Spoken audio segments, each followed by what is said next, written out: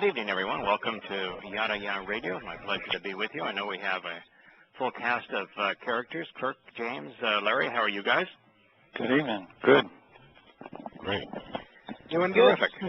Terrific. In fact, JB, I understand that you are well on the mend. You can put full weight on your broken leg and can maneuver on it, walk on it, actually, as long as you're careful and in a boot. And you've been authorized to go back to work by your doctor, and then your doctor's even optimistic about your shoulder. Yeah, actually, I'm out of the boot now, so it's all on the leg and just walking around normally. Just a matter of building up the muscle again. Okay. It's atrophied quite a bit. The shoulder still working, but how is the shoulder? Are you able to move the arm much? I can do side movement, and I can bend at the elbow, no lifting or weight bearing on it yet, because he's really wanting it to bend well before he's... Apparently my doctor is very, very cautious, which I'm okay with. Yeah. So I'd rather it heal right than have pain for the rest of my life, so... Absolutely. Is it painful now, or is it just weak? Mostly weak. It hurts a little bit, but I've been weaning myself off the painkillers over the last few. I haven't had any of my pain meds in about 3 days, so I still have a full prescription in case I need it, but I've been trying not to take it, and the pain's tolerable. Okay, well, that's good. Kirk, haven't talked to you since this morning, but Larry, what's new in your world? Not a lot, pal. I do have a question here for you. Please. We had a question today about, and I'll tell you my take, and Kirk was in on this as well. A woman that's a part of our group has Yahowah tattooed on her body, and she wanted to know the perspective on tattoos. To me, just like the beard, I think that the perspective on tattoos really had to deal with following pagan gods and putting their names on your body and representing being a slave to an idol and that kind of thing. Your thoughts? I mean, if you have it. Yeah, I'm of a generation where you just didn't do it. But I realize that today, both men and women, it's probably 60 to 70% of men and women under the age of 30 have one or more tattoos. So it has become commonplace where it was once for example, you couldn't even be an officer in the military if you had a tattoo. It was not the sign of a gentleman, and certainly not the sign of a lady. I come out of a generation that was opposed to it. Now, in terms of Yahweh's testimony, yes, he says no tattoos. Right there in the Torah, no tattoos. No markings of any kind. And when he is, Larry, you are correct. When he's talking about the tattoos, when he's talking about the austere cutting of hair and certain types of beards, he's doing the same thing as he is when he talks about the earrings and the nose rings and all that kind of jewelry. It all had a religious or political connotation. Matter of fact, the vast majority of tattoos today have a religious or political connotation. And so that's the thing that God does not want. He does not want us to be associated with any kind of religious association, branding, or imagery. In fact, the Hebrew word ki that is used to speak of these kinds of consequences and association also means branding. It doesn't want us to be branded in any way, shape, or form with false gods. Now, there are lots of things in the Torah, and I think we have somebody on a speaker here because I'm getting a pretty good echo back, so I don't know if anybody's on a speaker. That's just not going to work for us. It's gone now. So I think, Larry, your advice is correct. Now, if somebody did not have a tattoo, I would encourage them not to get it. If somebody does want a tattoo, I would think the only tattoo that would be acceptable is one that would have Yahweh's name. And if you're going to be branded, might as well be branded with Yahweh's name.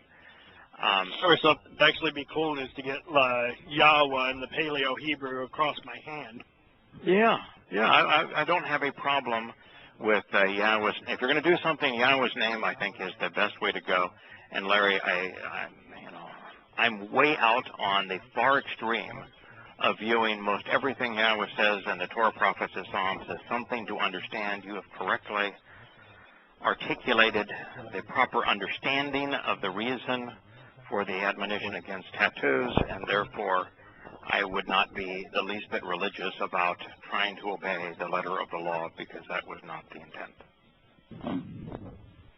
What was I'm way out on that ledge too, so that's that, with me. I mean, there's just no other way around it. I can't do the Torah, not even slightly, really.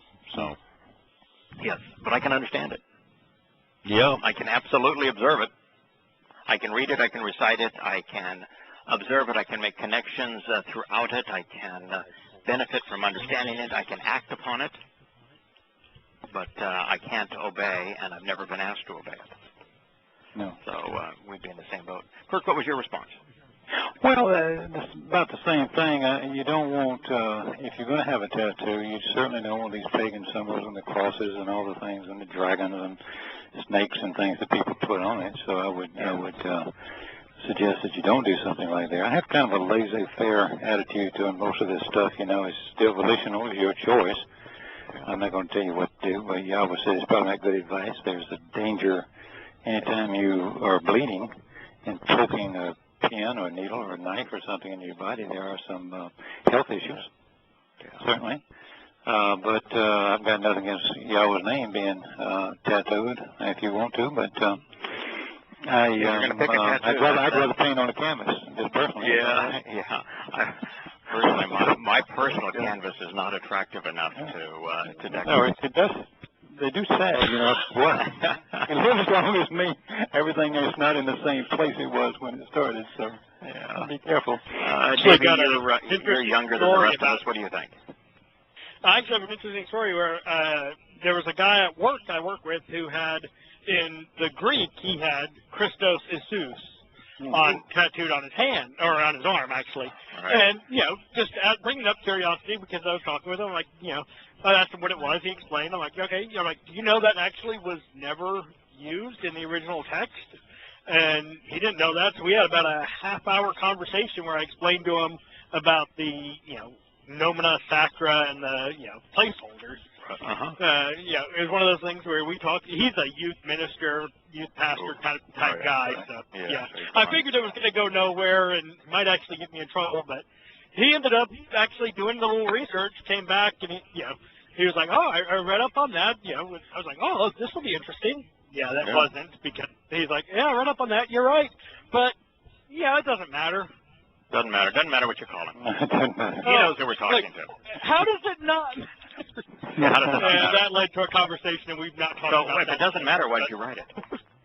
Yeah. If it doesn't matter, why did you write it? The name is important until they're told they have the wrong name.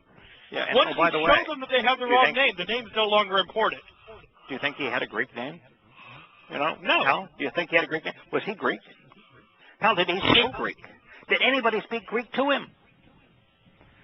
No. So why would you give him a Greek name? What do you got against his actual name? It's not only that. Yahweh talks to the rabbis and he says to them, he'll look at you people. You're not even holding up my presence in your Torah. I mean, who's my presence? Who do they think they're talking about? And why does Yahweh further say people that go ahead and remove my name, which they can do, but they got to understand that they're going to be incarcerated. Tophus, right?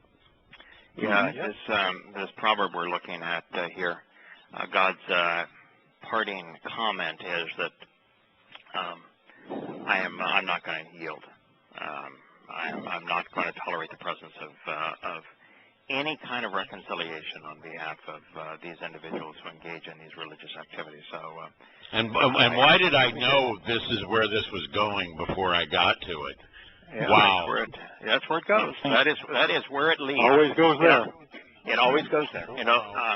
what I'd like to do is quickly go over where we were in the beginning of the proverb, because if you don't have the context here, it's very easy to get misled. Christians and Christian commentators are convinced, as are Christian Bible translators, that this proverb, A, was written by Solomon, when there's no evidence that that is the case, and that it was a admonition against adultery. The word adultery only appears once in the entire proverb, and it's buried down in one of the very last verses. And the depiction of adultery is set into the context of the whore.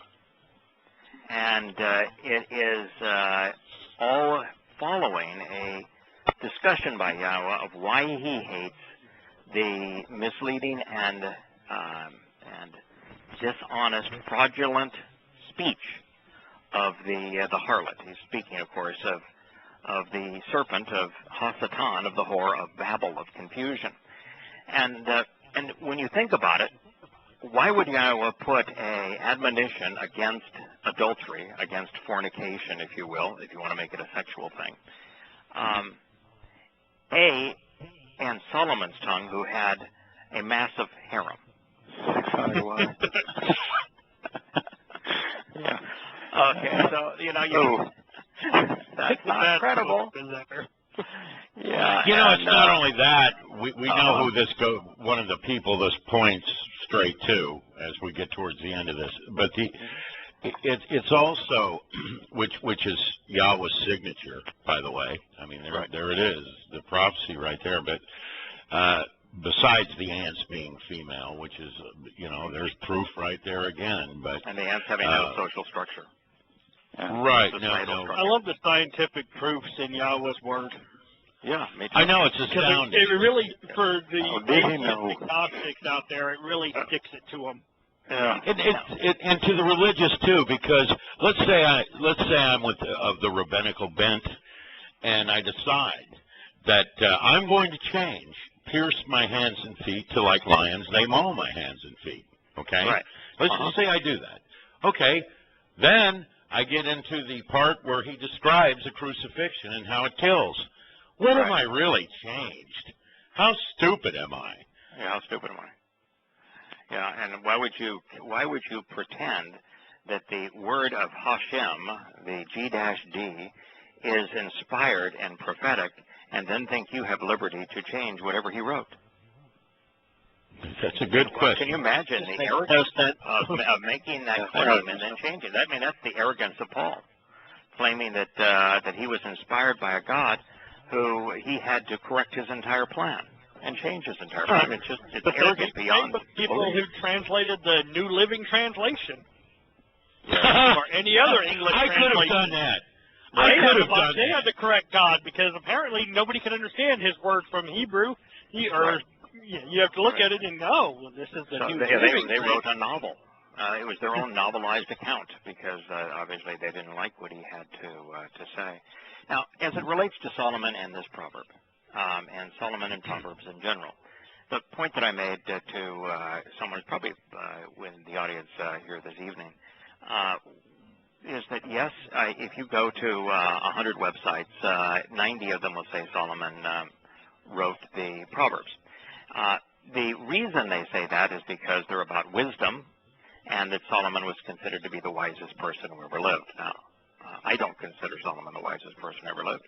And I will tell you that I am certain that the book of Ecclesiastes was not inspired by Yahweh. It's a miserable book. And there is in all likelihood that the Song of Solomon is not inspired either. But the fact of the matter is that God could have used Solomon as the scribe if he wished to. And there may well be some of the Proverbs where Solomon served as a scribe. Doe didn't have to be Torah doing, to be Torah observant, and to be inspired by Yahweh to tell us how to properly take advantage of the Torah. But that said, the only suggestion beyond just speculation that Solomon wrote these is that in Kings it says that Solomon wrote 3,000 proverbs and 1,000 songs. Well, he could have written 1,000,000 proverbs. It doesn't mean that any of them are actually the ones that we're reading, right? And the fact of the matter is, Confucius wrote a lot of proverbs too. Why aren't we attributing these to him? Correct. And I love metaphors, and I am an absolute. I'm passionate about metaphors. I use them all the time. Word pictures. So I've written countless proverbs, and none of mine are divine writ. So we have to be really careful. All it says really is that Solomon liked to collect proverbs. He liked to order proverbs. I suspect that a significant number of these were actually written by Dode, Solomon's father. That's my take on a lot of these. But the bottom line is that this proverb is in the voice of Yahweh, and it speaks of Yahweh's children. These would be covenant children or the children of Israel. And it is filled with very profound prophecy. So it has Yahweh's name. It is consistent with Yahweh's nature. It provides an affirmation of his terms and conditions. It uplifts his Torah and his covenant. And the combination of that, the fact that it's scientifically accurate 3,000 years in advance of the time we know these things, and that it is prophetically relevant, tells us that it does not matter who the scribe was. Yahweh is the author. That's the point. That's the good point, though. It doesn't matter who he was. Right. And I trust explicitly anything he has to say, and I'm interested in anything he has to say. So let's just begin at the beginning. I'm going to read through the beginning quickly because we've gone over this and over it, and I just want to address what we haven't gone over in context. My son. So this is a father speaking to his children, to us. My son, if on the condition of you having given a pledge and have joined in to be accepted with regard to your country, you have bound yourself to something having shaken hands with that which is illegitimate and unauthorized, foreign and estranged from the palm of my hand. This is an affirmation of why God wants us to walk away from our country. There will be no human institutions or those advocating human institutions in heaven, just as there were none in Eden. You lure others into relinquishing their freedom, and you yourself are ensnared and controlled by your words, the words of your mouth. You are caught by way of the words. So then, engage thusly, my son, and choose to escape, defending yourself. For if, even temporarily, you have actually come to bowing down before the hand, the influence, or control of your country, go in an unpretentious way and press one's bone of contention with the adversarial individual or institution, boldly astonishing and overwhelming them, showing great courage against your fellow countrymen, your social, geopolitical, racial, and or religious group, even your neighbors and fellow citizens. You know, God doesn't want us to lash out at them violently. He doesn't want us to go kill people. What he wants us to do is to flee the organization, and to acknowledge why we have left them, and to do so in an overwhelming fashion, so that the people we have informed are left without excuse, and that the few that may be open to the truth, at least for the first time, know for certain what the truth is and why you have chosen to leave. This is really important, the way that he wants us to handle ourselves vis-a-vis our oaths and pledges to human institutions, knowing full well that every one of us at one time or another has done this, and he's just saying, I realize you've done it, but if you've done it, this is what you need to do now. Disassociate rapidly, and then in an unpretentious way, boldly, overwhelming them, explain why you left. Now, he didn't say, stay where you are and tell them why you don't like them anymore. That means that this conversation ought not occur in the synagogue, in the church, in the temple, in the mosque, or in the state house. In the military. Yeah, in the midst of the military on one of their bases. Get out first. Get out first, and secondarily, unload both barrels at them, but the barrels need to be words spoken wisely. An abundance of words. Then he says, do not give yourself over to slumber, to being unaware, especially concerning your eyes, and inactivity by way of your state of awareness of your eyelids. Particularly eyelids here. Kirk, you probably looked up this word. It's off. Regarding the flashing rays of light into your eyes.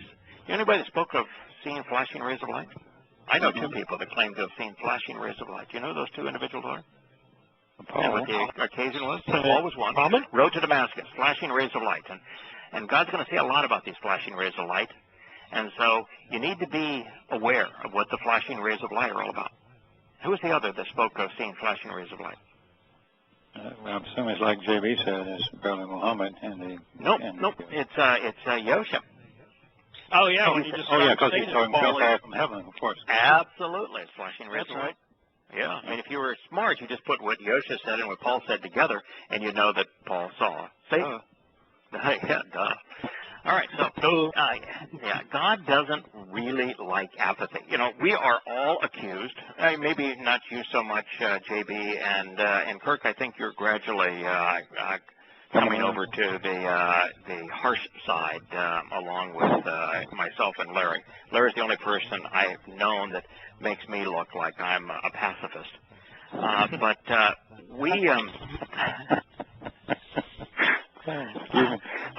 But you know, to be all fair now, this is really about apathy.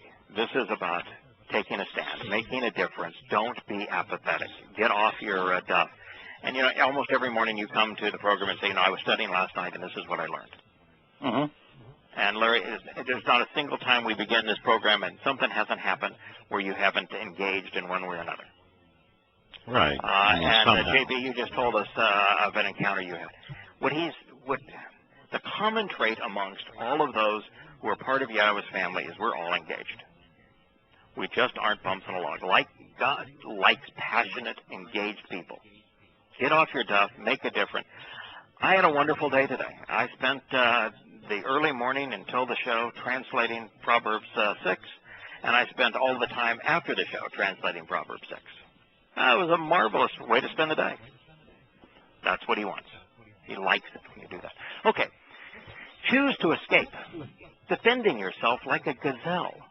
Now, does a gazelle, get up like and box? Does a gazelle get up and bite? Or does a gazelle just say, well, I'm really observant. I've noticed that there's trouble, and I'm just going to get out of here in a hurry. Jump up and go. Just runs away. Yeah. Right, just runs away. And by the way, in the next line, I do have a question for you. Okay. So, choose to escape, defending yourself like the gazelle from the hand of power. And similar to a chirping bird from the fowler. The chirping bird is a cispore, which is a creature that sings and has the ability to fly, a sparrow. Again, we're not talking about the eagle with its talons, that can rip something to shreds. No, this is a sparrow. It's the exact same situation as the gazelle. Could be a canary. Could be a canary, but just be a chirper. Explain what you're doing, but do it quickly and flee these human institutions. I don't want you to go to war against them. If you go to war against them, if you use violence against them, you're playing right into their hands. Don't do that. Don't do what the United States has done, for example, against the Islamic State. Disassociate from them. Okay, you have a question, because you're putting yourself under the control of the fowler, as he just said, if you do that, so you might as well not do it. Right. This is off topic, but I wanted to ask this last week. We were just very busy, and you're moving forward pretty quick here, but do you recall, I know you recall, in Bereshith, he's talking about the Nephilim that were killing I never get that. I can't understand. They were actually killing birds. I mean, he points out birds. I wonder. Yeah, these are really angry, religious, violent individuals. And I'm wondering if it doesn't tie in a little bit to this, but I mean, I just wanted to lay that out there. Yeah, they're like the fowler. They're capturing and killing birds, and God. The bird is a marvelous metaphor for what God's trying to convey, because they really don't have great defenses other than they're keenly observant and they're swift. It's very difficult to trap a bird. If it wasn't for a shotgun, we wouldn't be getting many birds. They're very quick, and they're a very observant, keen eyesight, and they fly. God wants us to take flight. So and the bird is the animal that can fly closest to the heavens. It's the freest of all animals because it fully capitalizes on the three dimensions where we're kind of stuck at the ground level of the dimension we're in, unless we go up in an elevator and use one of Williams' devices, or go up in an airplane. So, so basically, that might have been like destroying those that are free. Right. Absolutely. Those, okay, that makes sense. Freedom. Yeah, freedom. Yeah. Freedom to go to heaven. So it says here, the habitually inactive and lethargic should see, observing and examining the conduct of the ant, her ways, and be wise. Now, God's going to tell us the ways of the ant that we can learn from specifically here. But you need to realize that he's writing this to somebody who is inactive and lethargic, which, by the way, if you're going to pretend that this proverb, as the religious commentators do, is all about adultery. Adultery is not the product of inactivity. There really aren't many lazy adulterers. That's, that is just not takes a lot of work. Usually it's very, very convoluted and lots of planning and plotting. And, my. Now you're trying to keep two women happy as opposed to one woman happy. That's a lot of work keeping one woman happy. Yeah. Well, at least that'd be back 50% then. So it's written to the habitually inactive, and so what comes next, one of the implications is you ought not rely on management, on your pastor or your president or anybody out there to inspire you. You ought not rely on any human institution or any human leader to inspire you. If you're playing a game and you're reliant on the coach of getting you to play hard, God's saying that is not the answer. If you want to be inspired, Larry, you're a good guy. You don't inspire me to translate. I find your insights inspiring, but it's because you're getting your insights the same place I am. There's no hierarchy here. No, you're not trying to inspire me. I'm not trying to inspire you. No hierarchy. It's simply we all get our inspiration from the same place.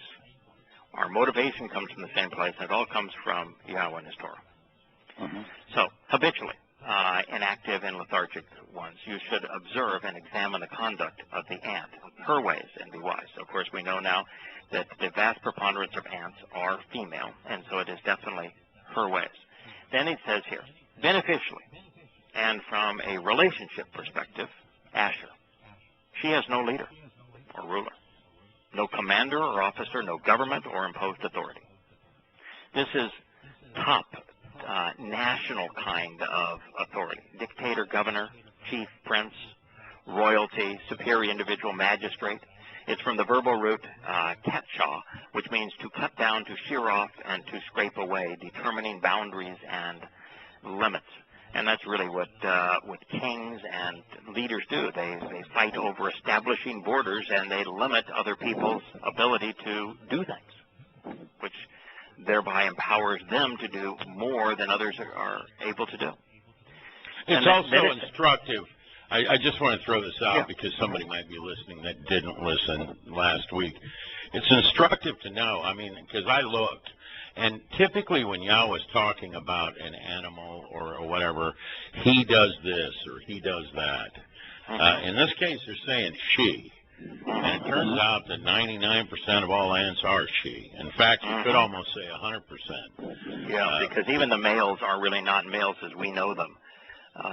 They're designed to fertilize the eggs, but they're actually called drones. And it's she and it's her.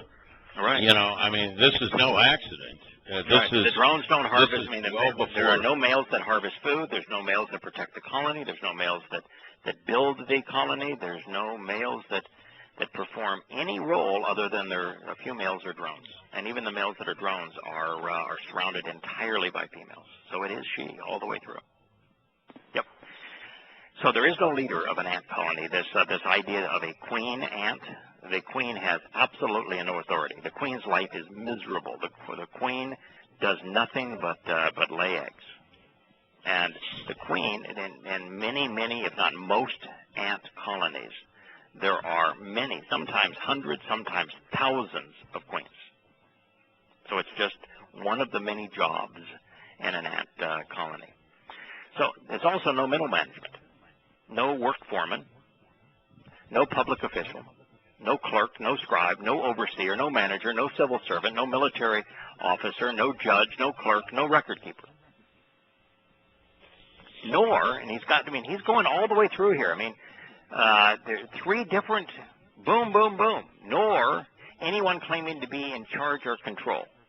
No lords to reign over her. So, political. We're talking freedom here, Civil, really. Yeah. No political leader, no civil leader, and no religious leader. Makes it a perfect society. It's exactly like Eden was. Right? It's a perfect relationship. It is like the perfect family. You know, I think we are mistaken. I'm going to go out on a limb here, and Yahweh, if I'm going out too far here, apologize. I don't think Yahweh wants to even be the head of the covenant family. It is his family, but I think his idea of the perfect family is to lift up his children to the point that his children become every bit as marvelous as he is. Oh, isn't that what you want as a father? Yes.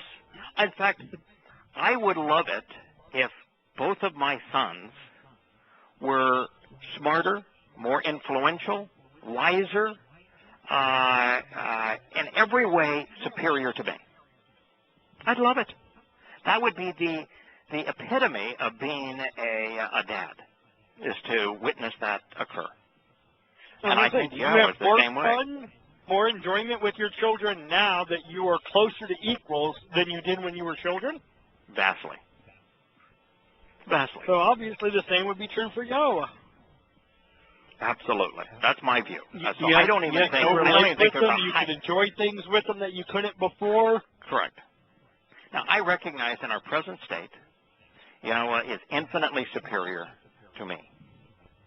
But I think in our eternal state, he's going to see to it that the difference between our relative status is minimalized. And he's not going to do it by diminishing himself. He's going to do it by elevating us. Yeah. Even though he says he's going to be the counselor of the world during the Shabbat, and I don't like the word king. I don't think he sees himself that way. I think it's more counselor, over in Zechariah when he's talking. But Larry, keep in mind that that's not eternity. No, I understand. You're talking about mortals and immortals, and you're talking about the planet. Right. So at that period of time, there's going to be two very distinctly different groups of individuals. And one group of individuals are those of us who, prior to the beginning of the millennial Shabbat, were either harvested on Towrah or made the decision during the tribulation to join the covenant, and I think that for the most part we're off enjoying the world. We're just out there. You mean the universe? The universe, yeah. Well, the universe. Which could be the world too, yeah. Yeah, it could be, but the universe, yeah, absolutely. And I think that as it relates to the people who are living during the Shabbat, they're a vastly more perfected version of the Israelites during the Exodus, except now they're in the Promised Land with Yahowah, and Yahowah's saying, you don't need no king, man. You don't need no stinking king. I mean, I'm going to be in charge here, and you're going to live with me. Well, and also like the rest of the world is going to be envious too. It says that.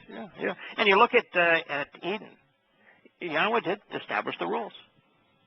He's going to establish the rules for the millennial Shabbat here on earth, and it's for 1,000 years. And I'm hoping that is when he writes his Torah, a lowercase t inside of us upon his return, that lowercase t Torah includes a whole lot of instructions on how to get the most out of and do the least damage to the universe as we go explore it. Well, no, it has to. It has to, and there's so many levels in the Torah. You know, we all know here that there's Torah codes that haven't even been broken yet, but there's Torah codes out there that, you know, they're naming substances and you know, there's just numbers all through it, and those are all things that are going to be given to us. Like I said, by the end of it, you could practically make your own universe. You know, all the instructions are there. Yeah, speaking of a universal someone family, has to write the rules or the instructions for the universe, right? Someone has to do that. Do you want that job? No. Hell no. And the universe is certainly big enough for me to fly around in, even at the speed of light, to where it's going to take forever to see it. So, you know. I don't want the responsibility of writing that the owner's manual. No. Oh, by the way, Richard was writing, and I think it was Richard that sent me an article about the Argentine ant colony that is now spread around the world. It has a huge colony, one ant family. It's one family, all related. California, throughout Europe, throughout South America, throughout Asia, one ant family, and it's into the hundreds of millions of members of this family. They all work cooperatively together. They will never fight one another. Really? Okay. Yeah. They all work cooperatively with one another. They will, on no occasion, will they fight one another. Somebody needs to put that up in my group. It's an interesting article. It's from the BBC, I think, that he sent me that. Anyways, it's beneficial from a relationship perspective. She has no leader, commander, officer of government. She has no middle management, work foreman, public official, even manager of any kind. And there's no one to be in charge or control, especially a lord who reigns over her. And we talked all about the ants in this last program. So she prepares her food in the summer. She gathers in the harvest for her storable food, serving as a source of nourishment. And the advice here has nothing to do with food. Yahweh's testimony is nourishing. And if we aren't fed by what he is offering, when we have the opportunity to do so, then when trouble comes our way, when a beguiler enters our world, we're ill-prepared. The only reason that I finally came to know that Paul was a fraud is because I came to know the Torah. Until you come to know the Torah and what it conveys, you don't have an antidote for this. I mean, I was pro-military until Yahweh opened my eyes and said, you should walk away from your country. And then once I knew that, then I found all the flaws and why he wanted us to do that. So you need to prepare in advance. Just one other thing, when you talk about walking away from Paul, the Torah brought you to that. Clearly it does. Yes. There is an entire group out there that they want to set the feasts aside. They want to use Yahweh's name and so forth. But these people won't let go of Paul. And should any of them be listening, you know, there's a pretty stern warning in Shabbat about that. There's another one here. And if you don't let go, Paul, I don't care what you do. What you're saying is, I will not let go of that religious material that's killing me. And by God, it will. It will. It will. That's what this proverb says. It will kill you, and you got to let go of it. One of the things I also got out of this, and maybe it's my proclivity, my own unique perspective on this, but I think this is also telling us, because so many people with entitlements throughout the world now are dependent on government. Dependent on government for their food, dependent on government for their retirement, dependent on government for their education, dependent on government for their protection, dependent on government for their housing. They're dependent on government for everything. And you find generations of people, particularly in the inner city, who just don't work. And God's saying that's not good for you. It's disastrous for your character. You need to engage. You need to work. And if you're dependent upon all of that stuff that he just listed there, all that civil government stuff and political leader stuff and religious leadership stuff, if you're dependent on that, that's a bad idea. You know, by the way, since you're bringing that up, and this might be a little controversial to say, but I don't think what's called the institution of marriage today is even close to what it really was. Yeah, I don't think. I think now it's just a government piece of paper. It supplies lawyers with plenty to do, not just in the beginning, but as they fall apart, who gets what, and all the squabbling. I don't think what we call the institution of marriage today, I don't think that's what Yahweh intended it to be. And no, of course not. There is no alimony. There's no divorce settlements. There's no acrimony in divorce. If you want a divorce from Yahweh's perspective, the Torah says you just write a petition saying, I want a divorce. I'm divorced. And that's it. Yeah, I divorced. Yeah, and of course in the NT they tried to change that, but I don't believe it. I think that is still the absolute case. No. I mean, I think that Yahweh clearly values a monogamous relationship, but the monogamous marriage relationship that he's advocating has nothing to do with our relationship to our husbands and wives. It's all about not cheating on or breaching the covenant. And well, think about it like this. If you extend the metaphor, okay, so marriage, keep it in mind in relationship to the covenant. So if Yahweh didn't allow you to break your covenant, break your marriage with someone, that would mean that all of us who had been previously in a marriage or a covenant with a false god could not break that covenant. We'd be screwed. That's a good point. We'd be screwed. Yeah, we'd be screwed. We'd be screwed. So, yeah, exactly correct. As a matter of fact, even the instruction against committing adultery and it's called part of the Ten Commandments. It's written on the second tablet of stone. It just says, don't make a habit of it. Don't do it on a continual basis. When you think about it in those terms, too, though, then, like I said, all Yahweh says if you want a divorce is you write a writ of divorce. I'm divorcing, I'm leaving this. Right. That's exactly what we should do when we leave religion. That's what he we said. We should write something. Explain to people why we're leaving that religion. I want a divorce from this false god because X, Y, and Z. I'm guessing all of us have done plenty of writing. Oh, yeah. But that is what the first 10 statements in this proverb say. Mm-hmm. He says, you all made a pledge to a human institution. All made a pledge. And since you made a pledge, what you need to do is first leave it, and second is to explain why you left. Why you left. Right. I think we call that exposing. Exposing them. Yeah, exposing them. Yeah. So he's absolutely correct. God just doesn't want us on an ongoing basis to continue to be patriotic and religious and pro-military and all that sort of thing. But he realizes that's the culture we were all born into.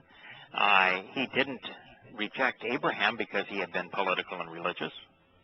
He accepted him so long as he was willing to walk away from it. That's all he's asking for us, is to disassociate. You know, it's almost astounding the way they do that. They inculcate that into sports, too, today. Isn't it? I mean, even high school football, they got some preacher that travels with them, and they all do the same nonsensical prayer. There's a chaplain. Yeah, there's a chaplain in the military. And what do you think? What are you, crazy? A chaplain in the military. I guess he can hand out military Bible sticks.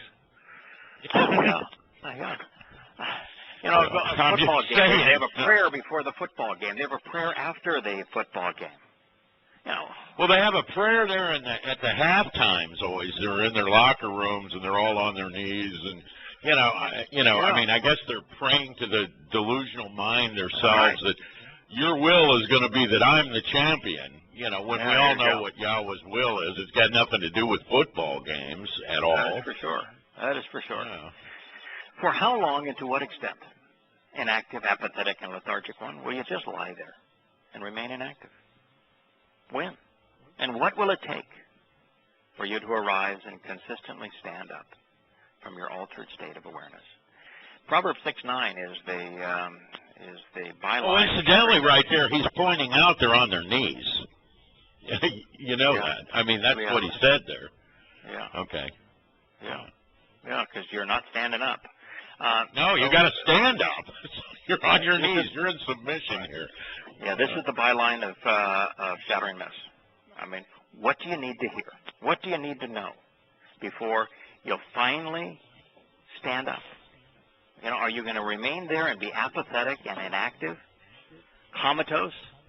When and what will it take for you to arise and stand up from your altered state of awareness?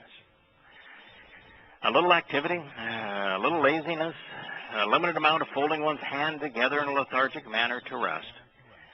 And then he will come, walking and behaving like a leader or a guide, taking control.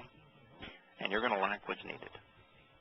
And you're going to have a scarcity of something absolutely vital, needing what you don't have, causing you to be bereaved and ultimately diminished. If you're not prepared, if you haven't taken advantage of the opportunity you have to come to know Yahweh, come to understand what he's offering, and act upon it, you are going to lack what's needed. And some days you're going to be confronted by somebody who's going to act like a leader or guide, who's going to take control, and when they do, you are going to lack what's needed to defend yourself. Because you weren't like the gazelle. You weren't observant. You weren't like the gazelle. You didn't flee harm. You're going to be sitting there like easy prey. You're not going to be like the bird that flies away because he was observant. You're going to be like the guy that was just sitting there and was taken advantage of because he was ill-prepared, lazy, dependent upon government, dependent upon religion. You know, how many times are we asked, can you just give me the short answer? What do I need to do to be saved? What do you guys believe? No, I can't, and I won't. When I finished reading Yada Yahweh, I was so sad.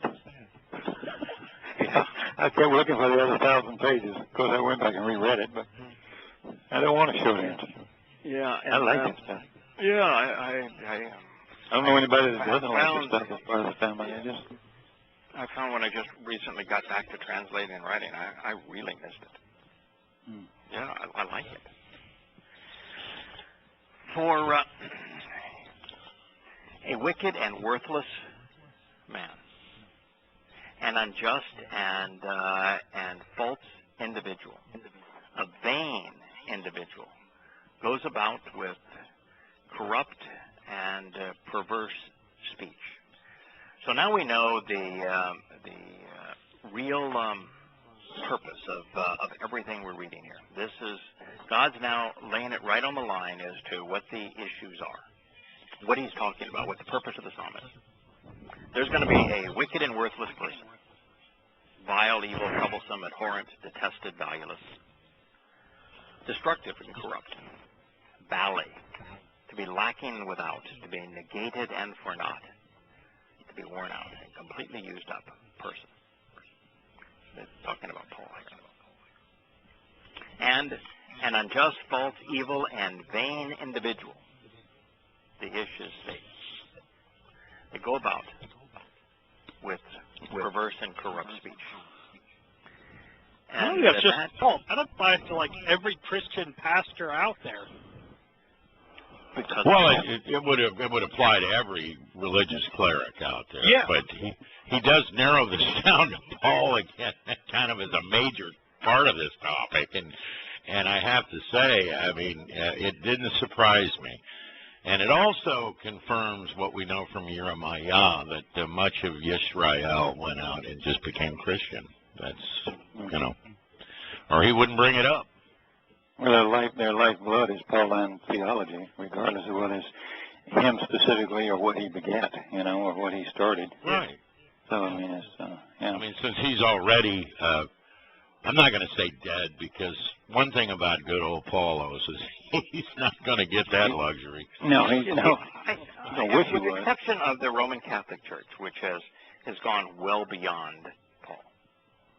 But Paul is the basis of Roman Catholicism. Particularly the book of Romans is the basis of Roman Catholicism. For the most part, Christian pastors and the Christian religion is deceitful and worthless only because it is echoing the deceitful and wicked words of Paul as he was inspired by the ultimate evil and arrogant one. That thorn in his side. Yeah. Yeah. Yeah. Yeah, I think the reason this is man and individual, and that the man is wicked and worthless, that the reason that it's presented that way, and that the individual is arrogant and false, evil, is because Paul did not write or speak on his own. He was, by his own admission, demon-possessed. And the strategy that they deployed is the same strategy that Muhammad deployed. It's the same strategy that Satan deployed in the garden. It's to corrupt and to pervert Yahweh's testimony. They did not create their religion from whole cloth. It's even interesting that Paul didn't just corrupt and pervert the Torah to create his religion. He also perverted and corrupted Gnosticism. In Gnosticism, I was thinking about this on my walk down to my office this morning. Gnosticism doesn't say that the flesh is bad. It just says that the spirit is superior. That there is a world out there of perfect that is spirit, and that the physical is a reflection of the perfect. That's Gnosticism. And that you can, the more you know, the more you can transcend the physical to see the spiritual. Now, yes, I actually had a debate with a woman on this exact topic, and she understood Gnosticism. She's an Iranian that lives over in The Hague. Right. Good friend. So Gnosticism was Greek philosophy and religion. Now, to prove this point, were the Greeks promiscuous? Were they overly fascinated with the human body, or did they think that the human body was of the flesh and therefore bad? Oh man, they had the naked statues of men all over. Right. Yeah. I mean, they were having sex with horses. These people were out there. I'm laughing because it's so obvious. Oh, it's so obvious. And so Paul, who based his arguments on the Gnostic idea of spirit and flesh, even perverted Gnosticism to serve his own interests. You're right, he did. He did, because he said flesh was bad.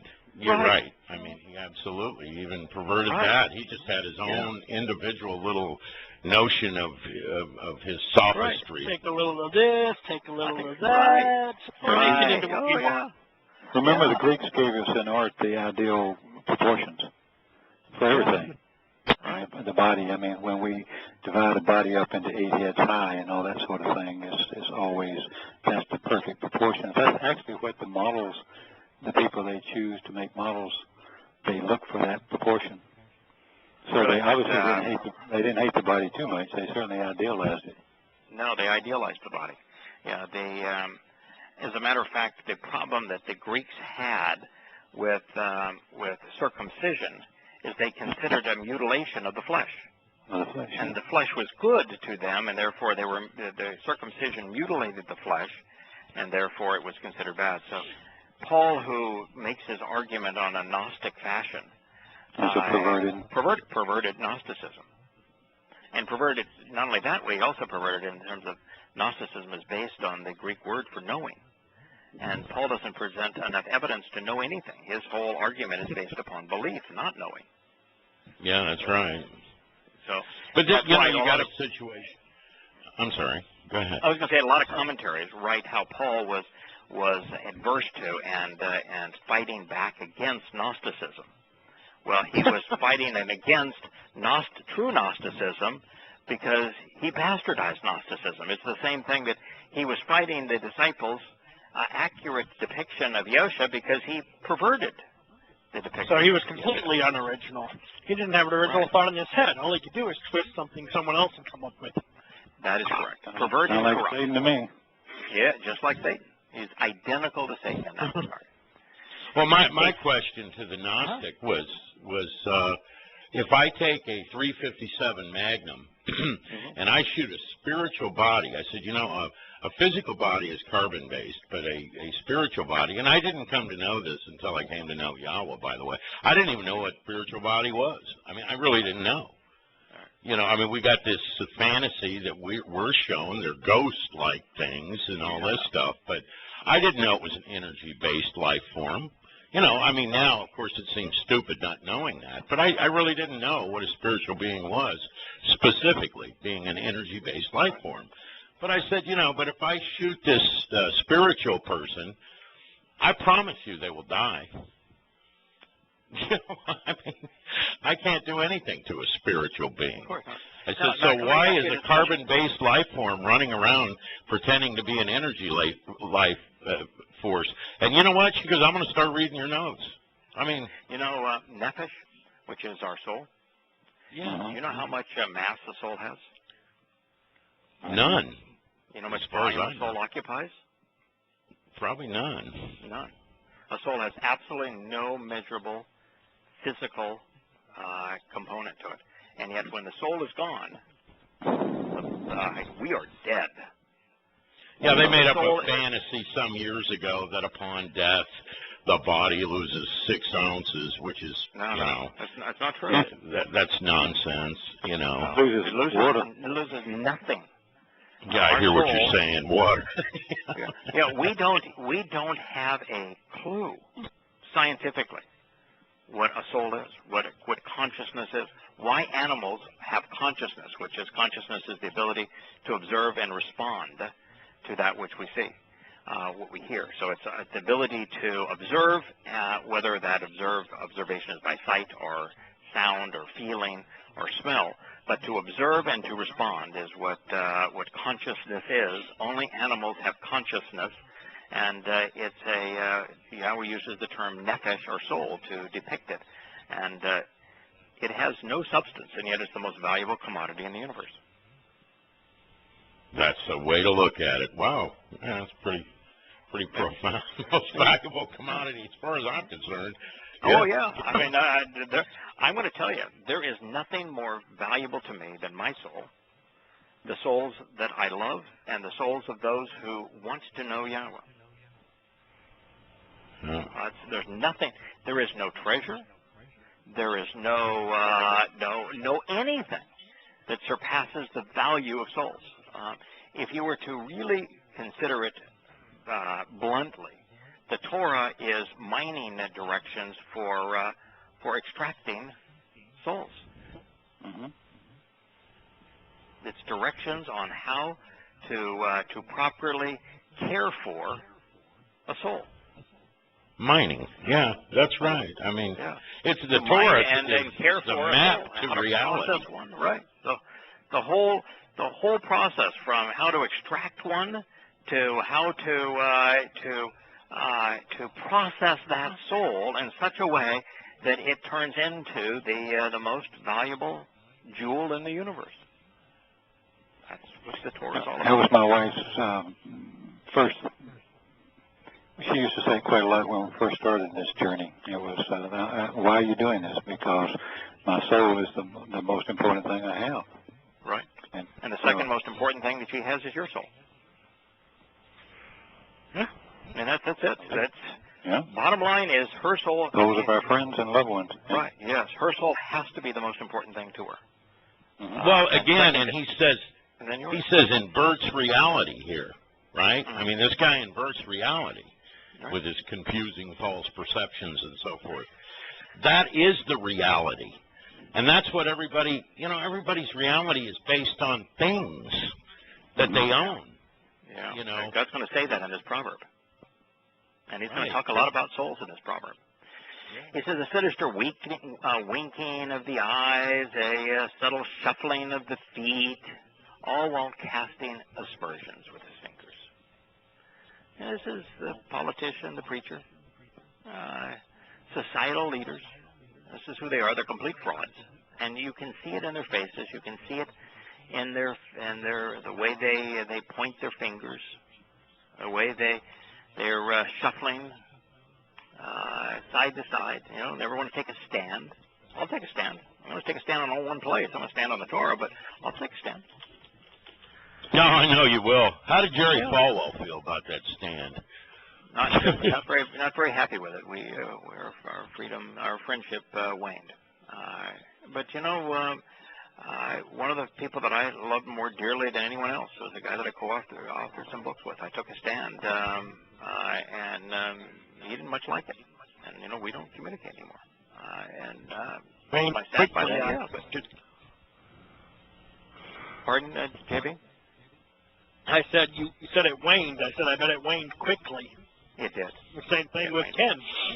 Yeah, it waned quickly. Exactly. Well, he told me, the same thing with him. But the funny, he once told me that he felt like he could find God within the matrix of religion, and I told him that he'd find more truth in a whorehouse, and it really bummed him out. But it was just the truth. It's true. It's the truth. Yeah. There are no Christians in heaven. There is no book associated with Yahowah called with Baal Bible. There is no new covenant. There is no Trinity, no crosses, no churches associated with God. Anyway, with confusing and false perceptions, which invert reality, that's the statement that you just made, irrational hallucinations, and perverted myths, boy, that's calling Christianity. Perverted myths, which lead to annihilation in his heart, central to his inner nature. He devises and inscribes antagonistic schemes without consideration of their consequence. There's only one person who came up with a false perception which inverted the reality of God, who used and perverted myths, whether he perverted Gnosticism or he perverted Mithraism or he perverted the story of Dionysus to serve his interest, or perverted the mythology of the charities, the gratia. It was central to his character, and he devised these and he inscribed them, and they are antagonistic to God. They're evil, they're adversarial in every possible way, creating controversies and contentious strife. And he did so as the one who claimed to be sent out as a messenger, all to do away with something important. The thing that's the most important to God is his Torah and its covenant, because it's the only means to extract and to process a soul so that we have the greatest possible potential. Folks, there is no one in human history that fits Proverbs 6:14 other than Paul. He's not talking about Muhammad here. He's not talking about Hadrian here. He hates those guys, to be sure. He's not even talking about Akiba, another person he hates. This is Paul, and the reason he's so insistent on giving us advice regarding the demented and perverted nature of Paul is that no one in all of human history deceived as many souls as did Paul. No one even close. And second of all, Paul's lies are the epitome of Satanism. They corrupt the truth so as to hide the truth, perverting the truth so that those who are deluded by Paul are blinded to the truth because he chose to corrupt what was true as opposed to creating a lie that could stand on its own so that you could compare and contrast God's offer to Paul's. And what would you say about the people that say, well, I know Yahweh's name, and of course they always say feast, typically. None of them say Moed Mikra. But let's say they say, I keep the Moed Mikra, I love Yahweh's name, and you're just misunderstanding Paul. What happens to those people? They're fence setters, aren't they? The people David said, or Dode said he hated. Isn't that true? I'm going to tell you that Yahweh said that Paul was the plague of death, and any that embrace him would find no satisfaction. And here Yahweh says, I'm not going to accept it. Their presence. And that's shalom, satisfaction, yeah. or at least there's no shalom for you. Here, there is, no reconciliation.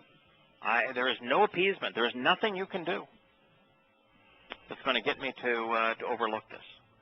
So I would tell you that if you're going to accept that which God says is the plague of death and vehemently opposed to what he stands for, that is perverse and corrupt, then you have no place in his presence. If he hated Esau, how much more does he hate Paul? Oof. I mean, he kicked him out. He said, not around me. Yeah. The third thing that Paul did that causes God to hate him more than anyone else in human history is he claimed to speak for God. He claimed to speak for God. He claimed God's authority for the entire world. He perverted and corrupted God's testimony. And he has caused more souls to be deceived than anyone who ever lived. That's why God is so insistent that we understand the consequence of this man. No one in all of human history is as evil as Paul. So if somebody's going to say that you misunderstand Paul, hell I do. Paul is the ultimate abomination. No one in the history of humankind is as disgusting from Yahweh's perspective as this man. And he walked straight out of the family, didn't he? Straight out of the family. Straight out. Family, yeah, absolutely. That's what Esau did too, by the way. Yeah. Kirk. Yeah. You talk about a couple of morons. They ought to got together and go bowling, you know. Yeah. Wow. Yeah, we're whacking each other with the ball. Yeah. Upon this, therefore, suddenly, surprisingly, openly, albeit briefly, he will arrive with his destructive opposition and ruinous calamity. This is talking about one guy. He's going to arrive. And this is Yahweh, you know, and Shabbat said, just because I'm telling you this 666 years before it's going to occur, do not think for a moment that it's not going to happen, because at the time of the Moed, he's going to arrive. Now, this was written even before Shabbat. This was written, in all likelihood, right around 1000 BCE. Upon this, therefore, suddenly, surprisingly, openly, he's going to arrive with destructive opposition and ruinous calamity. He will smash and shatter, breach and break something vital, and as a result, he will suffer affliction in an instant. And there will not be any remedy or cure. So, Larry, to the person that wants to be a Pauline Christian, what did God say about the potential for a remedy or cure? There really isn't one. No, he said, and there will not be any remedy or cure. There will be no restoration or return to health. There will be no peace or civility, only harshness, anger, and hostility. Therefore, the situation will become horrible, and it is incurable. That should be a note. Whew. Larry, that should be Yeah, I'm going to add that when we get to the lowly and little part. I really am putting that in that note, so yeah, I hear that. Behold, presently these six things Yahweh hates, and 7 are an abomination to his soul, an abomination to the soul of Paul. These are the things that God hates, and keep in mind, God hates. Haughty eyes and visions of grandeur, observations including a rebellious perspective. Boy, was Paul ever rebellious. He didn't like God. He rebelled against him, just the same way that Hasatan did. A deceitful tongue. That defines Paul and his pal Satan, or Satan and his pal Paul. And hands that shed innocent blood. Boy, he brought this terrible wrath upon the Jews. If it hadn't been for Paul, I don't think Hadrian would have been nearly as would have been able to be as vicious. You think? No, I don't. I think that Paul is. If you read what the early Christian historians from about 100 CE, even from the time of Nero, to the time of all the way through the time of Theodosius in 400. So from 100 CE to 400 CE, if you read what the Christian historians had to say about the Roman perspective towards the Jews, it's all based on Pauline hatred. Yeah, Paul's perspective was, I hate the Jews, basically. Yeah, right. Very strange coming from one, but yeah, that was his perspective. So hands which shed innocent blood. And boy, did the Romans shed blood, and the Roman Catholic Church after them.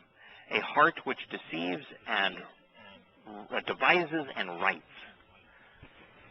Troublesome, idolatrous, unjust, false, and evil religious plans. You know, that you ought not do. That's one of the things that God hates, is if you write injurious and false, evil religious plans. Feet which rashly and impetuously run to and fro, darting about to approach that which is evil. You know, the connection in Shabbat with Galatians is Paul running. Remember, he says that I might have run in vain. You know, that I was running the race, and that I might have run in vain, and that was the big question. And then in Shabbat, there's a talk of Paul running. And yep. But he ran all over the Roman Empire. I mean, from here to here to here to here to here to get well, he's laden down with this thick mud. He's talking about religion and nonsense. Yeah. I know what he's talking about there. Yeah, feet which rashly and impetuously. Yeah, and this is getting down in the mud, running to and fro, darting about, causing others to run away, to approach that which is evil, objectionable, and wicked, wrong, perverse, miserable. A maligning soul whose breath utters sedition, breathing out slanderous and deceptive testimony, which incites the deluded to worship false gods as a false witness. Man, that's the individual that Yahweh and Yosha warned us about. It's the wolf in sheep's clothing that annulled the Torah. It is and yet, by the way, false apostle of Ephesus. It's the false prophet. This is we are maligned for bringing Paul up a lot. Did you know that? I mean, you specifically. Okay. It's unbelievable to me. No, well, Yahweh takes his time to write about it. It's kind of important to him. I mean, we're going over this. We can find him everywhere. Didn't you find him in Yasha Yah the other day? Oh yeah, it's just, it's by name. relentless. Yeah, by name. Yes. The reason that we spend so much time on Paul is the same reason Yahweh spends time on Paul. And I just articulated the three reasons. No one in human history has deceived more souls than Paul. And so, if you want to awaken souls, to get them to stand up, to be awakened from their slumber, from their apathy, from their religious stupor, you have to expose and condemn Paul. So the first is, there is no one that has deceived more people, and no one even today that has more people deceived than Paul. So it's important that we expose and condemn the person that deceived the most people. Number two is that Paul's message was written as a perverse counterfeit. He corrupted and bastardized the testimony of Yahweh. And so his lies are particularly pernicious because they cover up and twist the truth. And he gains credibility by weaving in elements of the truth that then he twists to create an entirely different conclusion. That is incredibly insidious, and it's the thing that God really despises. And if you want to go over there in your corner and say that, that Zeus is God, and that Zeus won over the gods through lightning bolts, and that you can come to know Zeus by burning incense in the Zeus temple, God doesn't give a crap. I mean, that's your own farce. Delusion. Delusion. Doesn't give a crap. But if you twist and bastardize his testimony and corrupt it and claim to speak in his name, he cares a lot. And the third reason is because Paul claimed to speak for the very God that he was slandering. So that's why we speak a lot about Paul. There are more people who listen to, who understand English and have access to this program, who have been deluded by Pauline Christianity than anything else. Now, I could also speak to atheists, and that would be there's a lot of atheists and agnostics in the world today. But if you expose and condemn Pauline Christianity, you have eliminated one of the great obstacles for the agnostic or atheist to consider the Torah, prophets, and Psalms. They will reject the Torah, prophets, and Psalms because of the stupidity of Pauline Christianity. Look at the damage that Ben Carson has done to the credibility of Christianity, and therefore indirectly to the credibility of the Bible, with the moronic statements that he has made between the pyramids and evolution and the age of the earth and these sorts of this nonsense. He's made a mockery of his religious beliefs. Now, who is this guy? Ben Carson. The Ben Carson.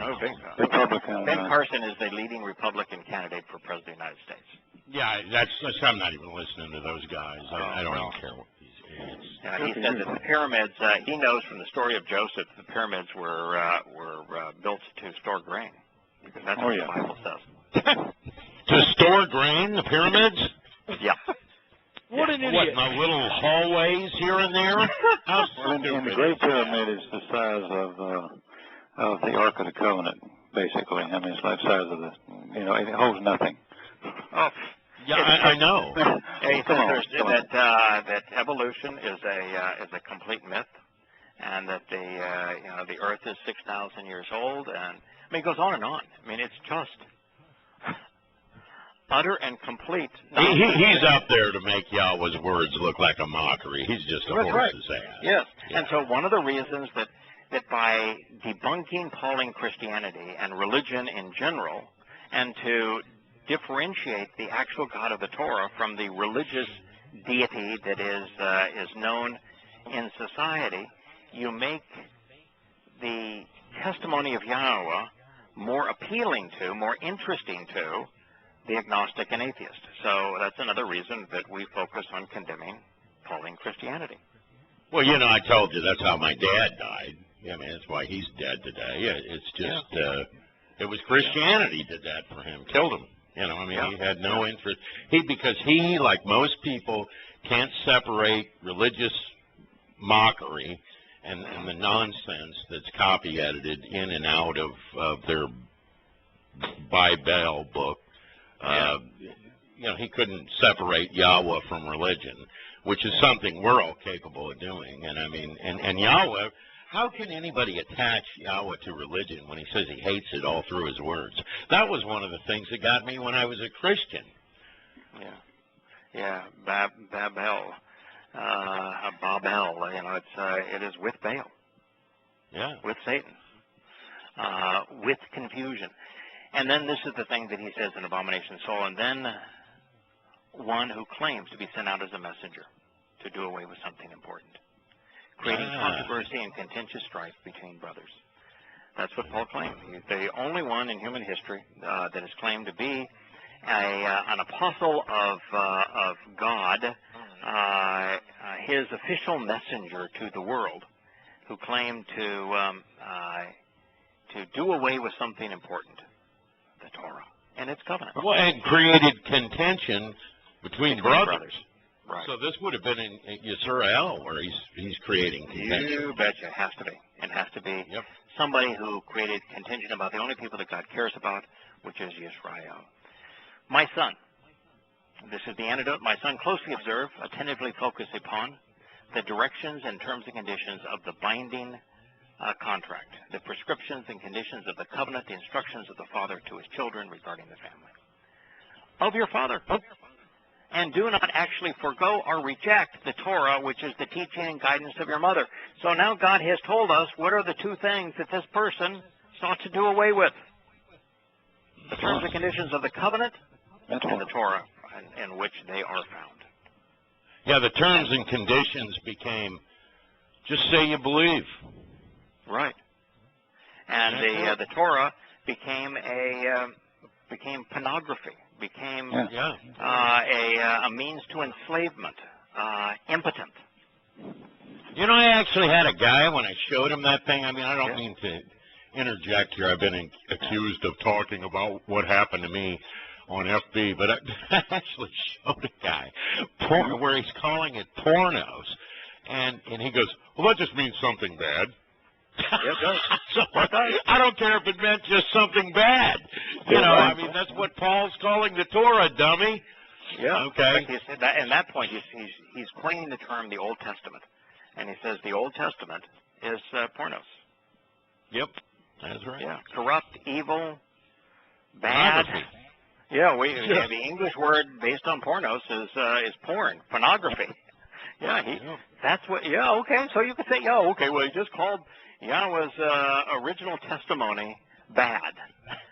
Yeah, that he says is enduring forever, and you know, that's bad news. That just came from God. Listen to me, buddy. I'm not the smartest guy in the world, but I tell you what, the last thing I would say is that God's testimony is bad.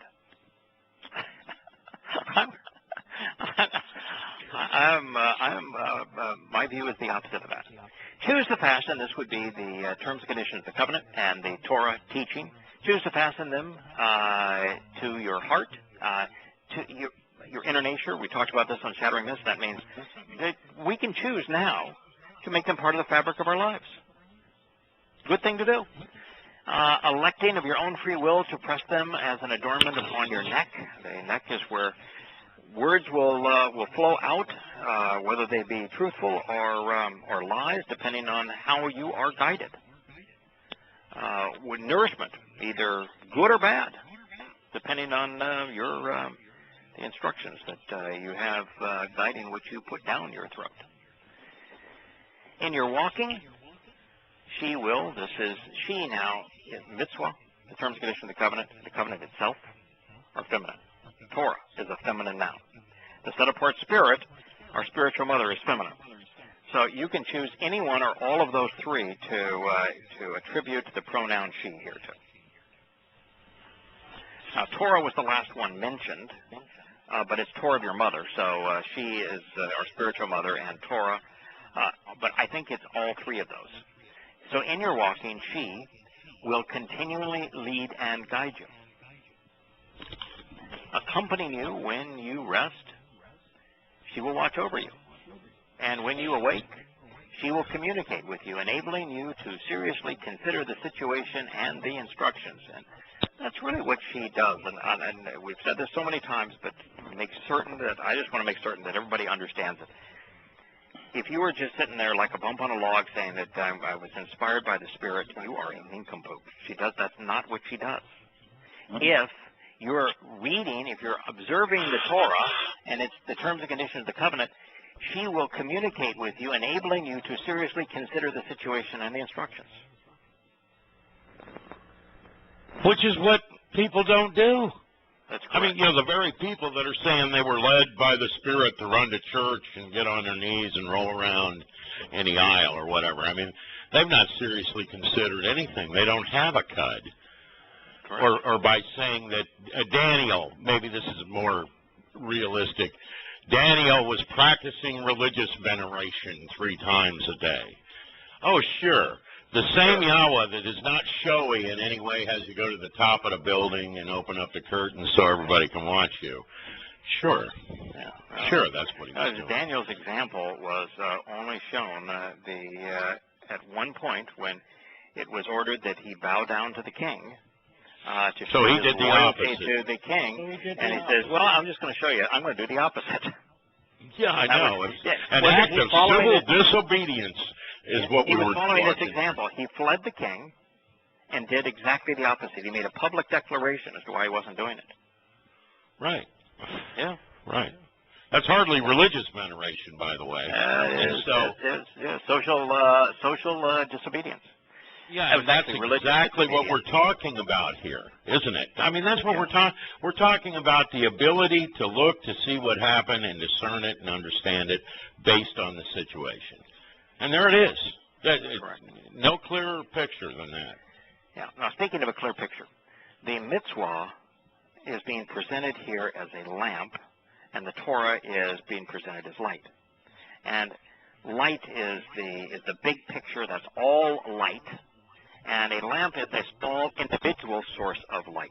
And so the prescriptions and conditions of the covenant are a lamp illuminated by olive oil, and the Torah is a light. And so the mitzvah, the terms and conditions of the covenant, are a subset, the most important subset of the Torah. They're part of the Torah's light. And that's how they're being presented here. But the Torah is the light. It is, and he then goes on to say here, they are the way of lives. Chayim, plural, lives. Why do you think he said they are the way of lives? He didn't say they're the way of life.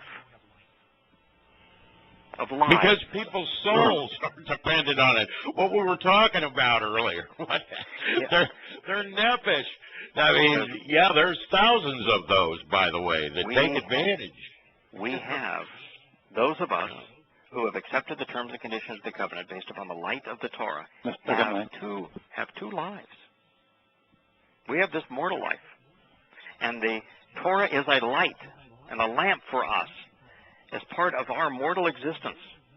Okay, well, that's even a better way to put it, because that means you're going into the second life. Right, and it is the source of illumination. It is the life forever, for eternal life.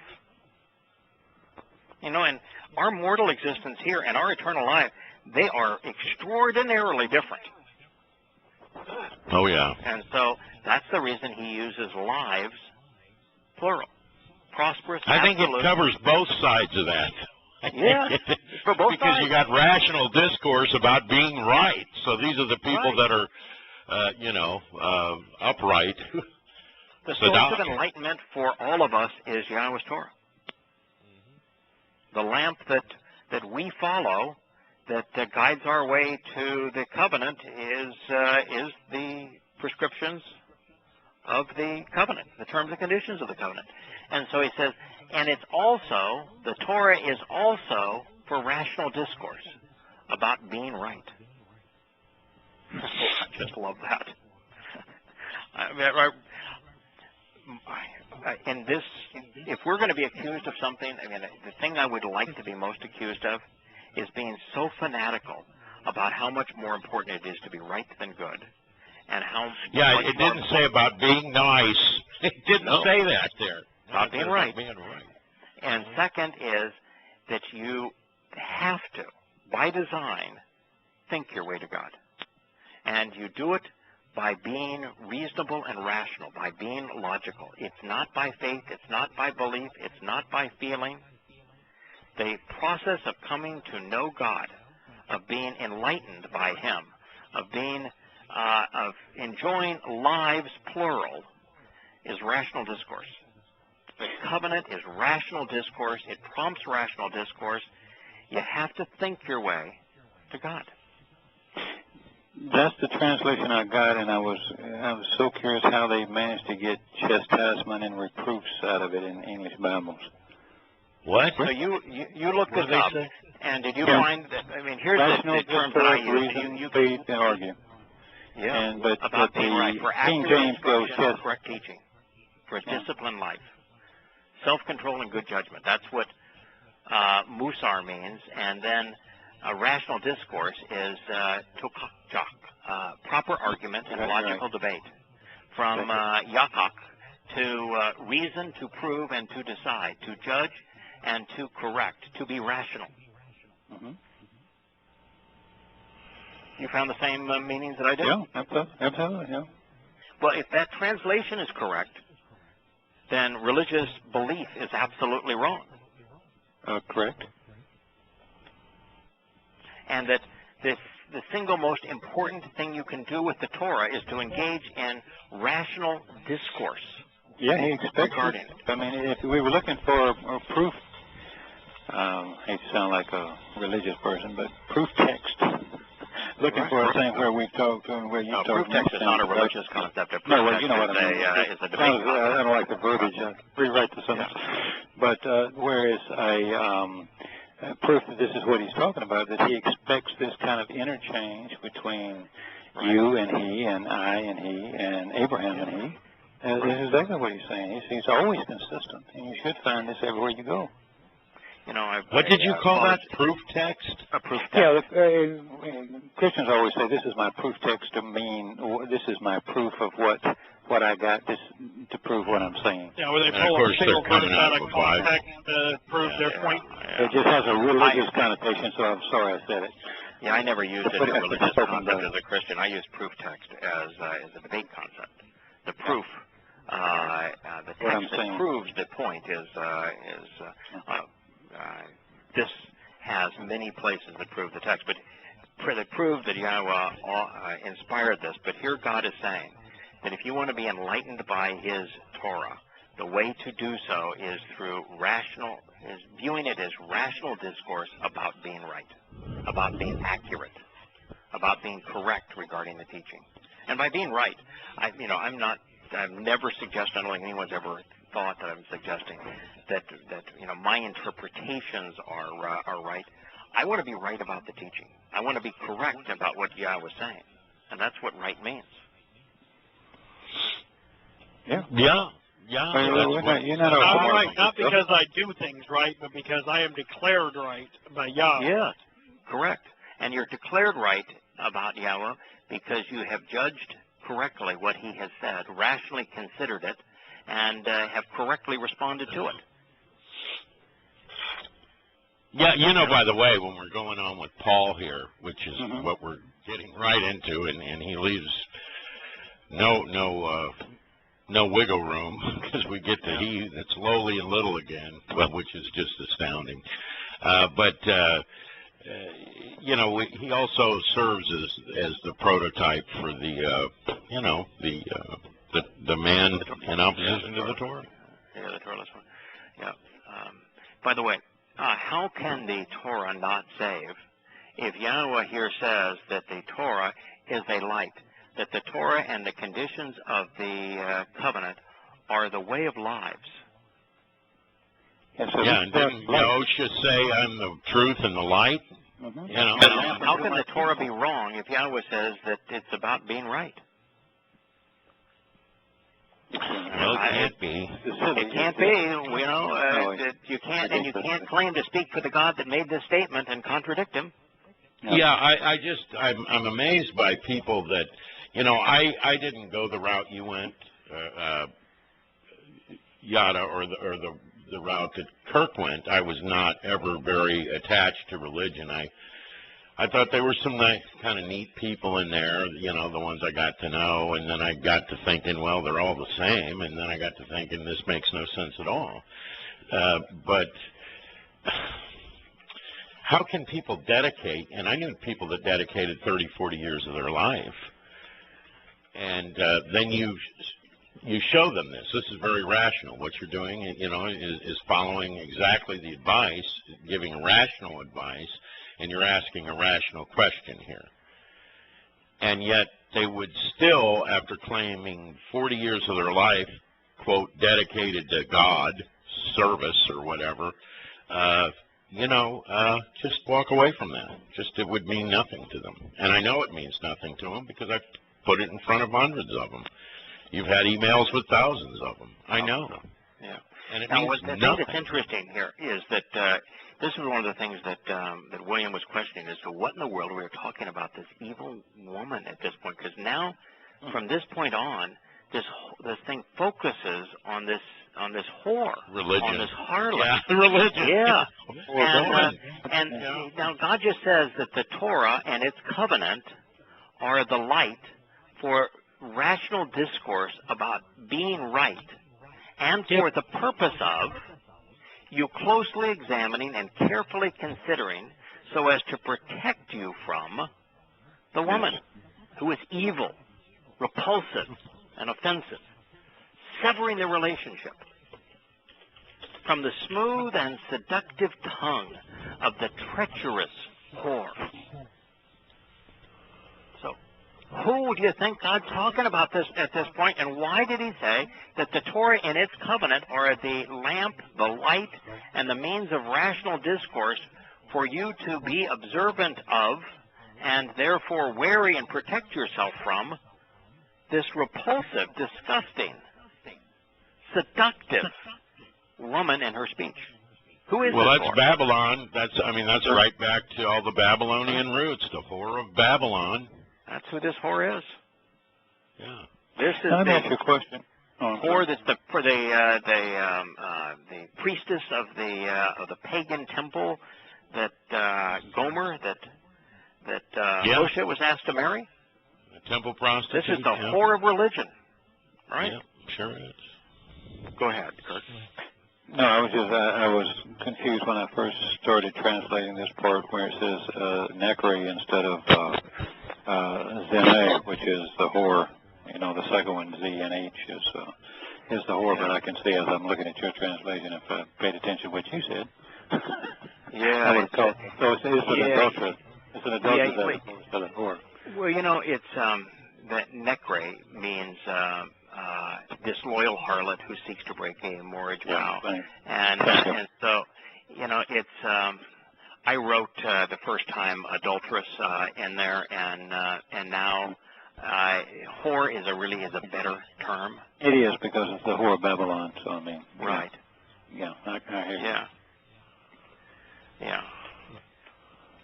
So you can use either term, but only use adulteress if you know that he's not talking about marital infidelity, but about religious infidelity. Because and it's very, very telling that churches and you know, those who advocate Pauline Christianity, they want to physicalize it. That's what they're talking about there. They're talking about some woman that cheated on her husband or something, which is not at all what this is talking about. Well, it never was. I mean, That they'd all be damned. Right. no. Now, Pretty much. the word that he used for evil, repulsive, and offensive, severing the relationship was raw. Well, Raw. That's The somebody name, who does raw mean exalts anything to any of you guys? themselves. Yeah, they exalt themselves. How about Right? And then there's Amen Ra. How about Amen Ra? Yeah, ever heard of there's Ra? that too. Ramses, Yeah, sure. son of Ra? Yep. Yep. I see that too. I mean, he's pointing right at it. And Ra. yet we've got amazing how he Ra, always just turns it back to false gods. The very thing Ra he is did. the name of the Egyptian sun god. Yeah, there's a group of people now that are saying, no, Amen was actually in there. Amen. I said, no, there's a word Amen, but it was never capitalized, and it wasn't at the end of some declarative religious-sounding statement. Ever. I mean, there's... And Amen was a word to be translated, not to be transliterated, because it was never presented as a name or a title. And if it's but used clearly as a name or a Amen title, is a name and a title, because it's capitalized. Yeah, right. so it has and then to be. it's It a can name or only a be title. It's only the Amen Ra. name or title of a singular being, the Amen Ra of Egypt. Oops. You know? Well, and since we're works. not to imitate the religious in any way, when you hear people, instead of saying Amen at the end of something they agree with, now a lot of people that have Yahweh's name go, Amen. It's like, I ask them, why are you imitating the stupidity of these people? You know, if you're going to say what you're going to say in English, Go ahead and finish it in English. Yeah, I please think, do. You know, and it just means truly and surely. This is That verifiable. which is justifiable and verifiable. Right. In Hebrew, so communicated in English. There are times, and Larry, you've emphasized two words that we convey the words rather than always we translate them sometimes, but for the most part, we just transliterate the words because the words are used by Yahweh as the title of something that's very important to him. Like Kodesh, isn't we it? very seldom call the seven invitations to be called out feasts. We call them Moed Mikre because the term that Yahweh used was Moed Mikre. These are meetings to be called out where we're invited to be called out and to meet with God. Moed Mikre. It's a title. It's appropriate to transliterate a title. Yes. But you don't transliterate words unless there is no problem in us saying, for example, evil, repulsive, offensive, and severing the relationship was Ra. And that Ra was also the name of the Egyptian god, who gives you some insight into this word. But we only are transliterating it so that people know what Hebrew word we're talking about. Mm-hmm. Because it aids in verifying the translation. Well, it's simple. If it's a word, you translate it. Correct. If it's a name, you transliterate it. If it's a title, you translate it. But also, you have to provide a key which shows what that title means. And thus, you translate it in that key. Yeah, the way I would say it is, with a name, you always transliterate it. With a word, you always translate it. And with a title, you do both. Exactly, because if you don't provide that key, you don't show what that title means, that title becomes meaningless. Right. Yes. Elohim, from Eloah, is a title. It means Almighty. And therefore it is, you can use it as a title, as Elohim. You can translate it as God, or you can convey its meaning as Almighty. A perfect example in English is the word czar. In English, we don't need to translate, don't need to translate czar because it's become a part of our vernacular. We know what it means. Right. But if we didn't know what czar means, if I just said, he was the czar of Rome, or the czar of Russia, czar of no one Russia would have any clue what that meant. Right. But because we've trained, it's part of our lingua franca of the day. The king or ruler of czar meant king or ruler, and Germany it was to describe transliterated emperor at the same time as translated. Right. Caesar was, which actually translates as Harry, but Caesar was used to convey the supreme leader of Rome, and so people know what these things mean. And anyway, that's the important part. So, for the purpose of you closely examining and carefully considering so as to protect you from the woman who is evil, repulsive and offensive, severing the relationship from the smooth-talking and seductive tongue of the treacherous whore. Now, nekre does mean disloyal. It does mean someone who breaks a vow.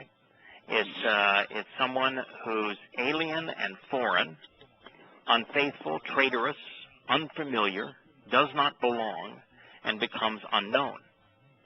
And it conveys the idea of whore, harlot, and adulteress.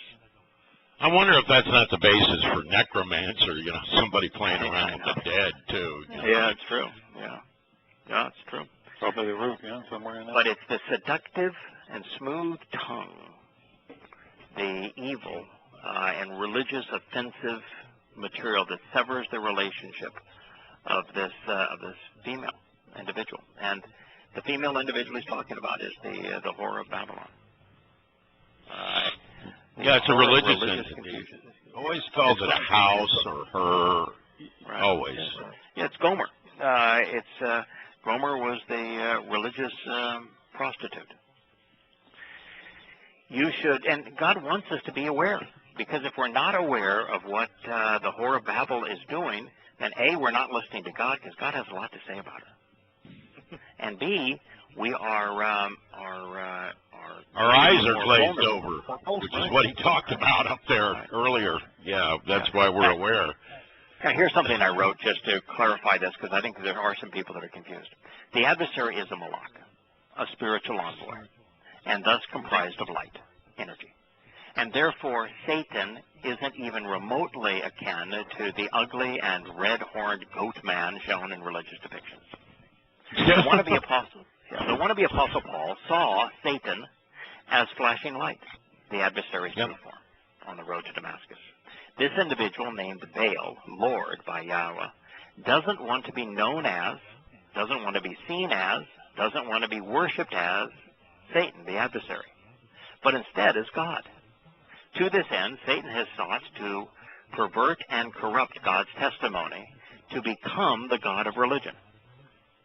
This whore of Babylon, of confusion, is now worshipped as the Lord Jesus Christ in Christianity, as Allah in Islam, as Adonai, my Lord, Hashem, the name, and therefore as the G-D of Rabbinic Judaism, as Buddha, as Krishna, a form of Vishnu, and Shiva, and the Bhagavad Gita of Hinduism. Satan is seen in the gilded and gaudy architecture of Roman Catholic cathedrals and in the soaring grandeur of Roman-inspired government shrines and buildings. Spiritual beings like Yahweh, and thus like the created Malach, are not sexual, but manifest both masculine and feminine characteristics. In this proverb, for example, Yahweh is speaking to his children as both Heavenly Father and spiritual mother. So don't be confused by the feminine reference to the whore, harlot, and adulteress. This is simply one of Satan's guises. I think well stated. With the Very whore well of Babylon, stated. Yeah. because they want the devil to be a guy. You know, see, you and I have a kind of divide on Krishna, by the way. You know, in the classical, that's saying Christ. And from what I have read, he came in second in the voting at the Council of Nicaea. Hesses came in by a nose. It was 161 to 157. Krishna came in second, which was saying Christ, which later morphed into Jesus Christ. I know you like the eye ointment, thing, but to this day, in the Catholic churches, the Eastern arches are called the San Christ. Yeah.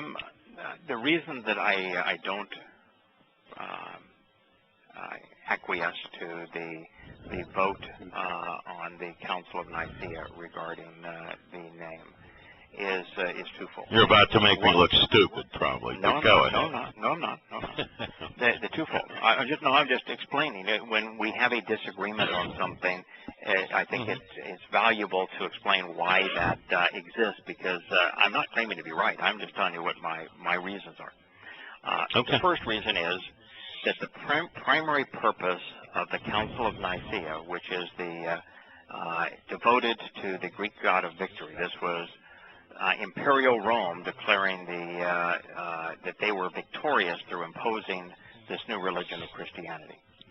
Right. That the Council of the Greek god of victory was to discredit Nike, Nicholas. Nike. It's Nicaea, Nike. That was to discredit Arius, and Arius was in wholesale conflict with St. Augustine and with the majority of the new Christian hierarchy, who wanted to create a religion distinct from Judaism, distinct from the Torah, distinct from Israel. And to do that, they had to have a God who was wholly distinct from the God of that Old Testament. Yes. And so they had based upon Pauline doctrine, the totality of the Godhead existing on their iousu Christos.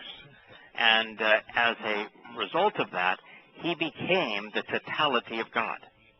So in Christianity, they pray to Jesus. He is their God. He is the totality of God. And so the purpose of the council of the Greek god of victory was to discredit the only credible spokesperson for the reality that Yahshua was begotten, that he doesn't have any existence apart from Yahweh, and that he is a diminished aspect of Yahweh. And Arius understood, and he was in wholesale argument with St. Augustine and the hierarchy of what became the Roman Catholic Church. And so the Council of Nicaea existed to make the Christian God the totality of God. So they didn't have to deal with the God of the Torah. That was its primary purpose. And since that is very poorly known and is essential to creating the new religion, I focus on that. That's the primary reason that I don't go to the other. The second is that as I have read historical documentation of who attended and what was discussed and why it was discussed and what the outcome was, I find overwhelming evidence for what I have just shared, and I have difficulty finding verifiable and credible evidence for what you have shared. I have read it. Either way, I'm just not able to tie it down. And lastly, Larry, the first use of the name appears in a Roman catacomb circa 600 or 700 CE. And then it's written with the G, and it is would have been pronounced Hessus. Right, Hessus. Yeah, exactly. Yeah. Or even in some languages, Jesus, but with the G, being the savior of the Druid religion, and it was written by someone from Britannia who would have been familiar with the Druid savior, where the horned one is God. And so that's kind of an interesting tie-in. But no, I think that's where Hessus came from. I do think that. I think that's where Hessus. Yeah. And so that or Iosus. Jesus was not conceived until the 17th century. And, no, I know that. And the Christos or Christus or whatever you want to say, it is either a blend between the Hindu god or of the Greek word for drugged. And I would either way, that isn't good. So and by the way, I'm not saying that what you have also said isn't also true. They may well have had that vote, and that may be an accurate depiction. It is very, very difficult to get accurate information because these guys were conniving and they I know. I'm just saying they call their eastern arches today Saint Christ, which is Krishna. I mean, they actually do. I mean, I've read it in their material today. Well, all of Christianity was created by amalgamizing all of the pagan religions. It's from Constantine's perspective, it was absolutely the same as Mithraism. From Hadrian's perspective, it would have been identical to Dionysianism. Paul presents him identical to Dionysus. And much of Roman Catholicism simply integrated the pagan beliefs of all of the cultures that they wanted to control. Yeah, I mean, but you also have your Christmas and your Halloween and all of those things. All the Greek speakers, and of course I haven't met hundreds, but I have met a half dozen, and they all say Hessus, Hessus. They do. They say it just like that, right? Yeah. So, you should not genuinely or continuously covet or find desirable her beauty and graceful appearance in your heart. And do not let her actually obtain control of you on an ongoing basis. with her flaunting displays of flashing rays of light or her flirting eyes. Well, this describes what happened to so many.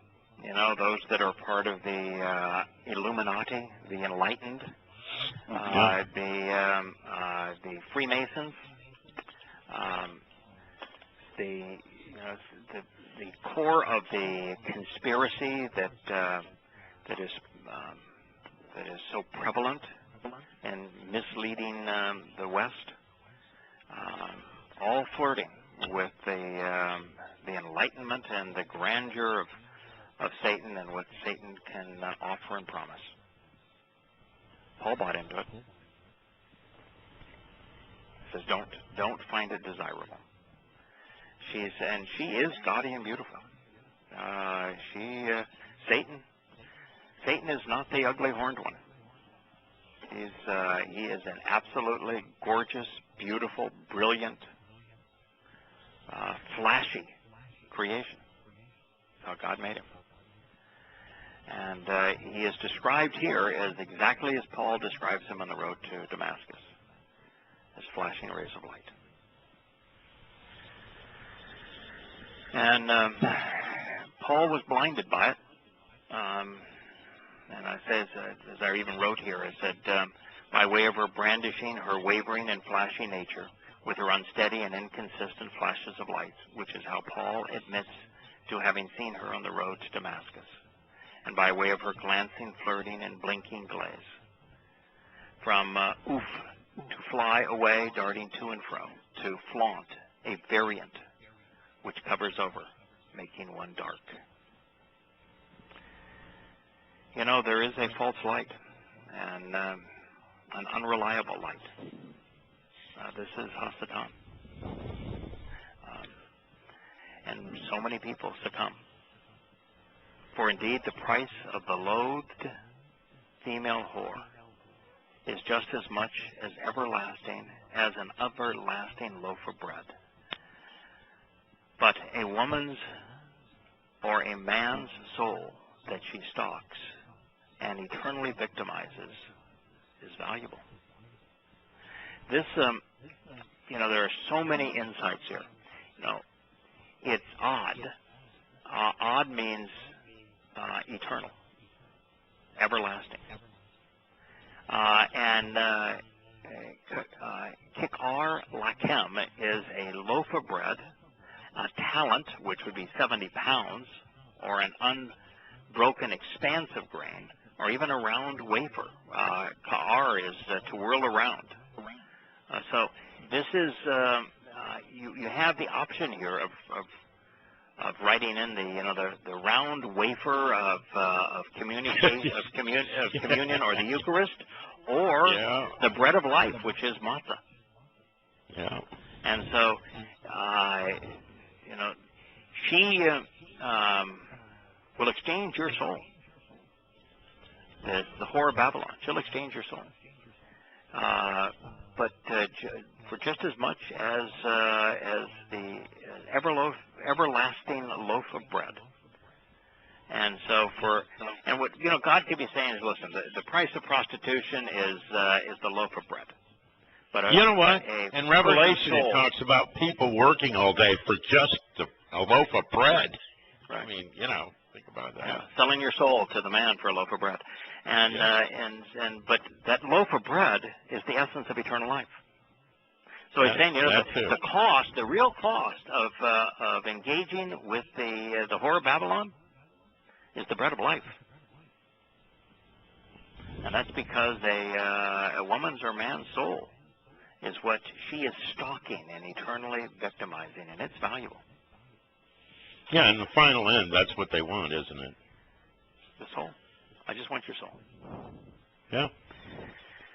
And so, are you going to trade your soul for a loaf of bread when that loaf of bread is the substance of eternal life? Not me. No. My soul is valuable, and I'm not trading it. I'm not going to contribute it to the whore. And God says, don't do that. You know, we've reached past 9:30 now, so we should probably end here. And as you guys know, I'd like to pick up there though next week because I want to get into Mr. Lowly and Little here. Yeah, well, I was surprised we found a Lowly and Little appearance right here. Yeah. And so, there's a lot more commentary on religion and the consequence of religion, and Yahowah's unchanging, unyielding nature towards religion, and how ultimately says, no, you can't buy me. I'm not going to change. I'm not going to yield. Mr. Lowly and Little, there's no recompense. Nothing that is going to work on your behalf. How do people think this is an accident? Starting off with King Sheol, I know you feel lowly and little, and then I name myself lowly and little, and then the beast is lowly and little, his horn coming out of what's lowly and little, and then now we have this again. Yeah, right. Lowly and little. And you know, the contrast here is not just because Paul chose the name lowly and little.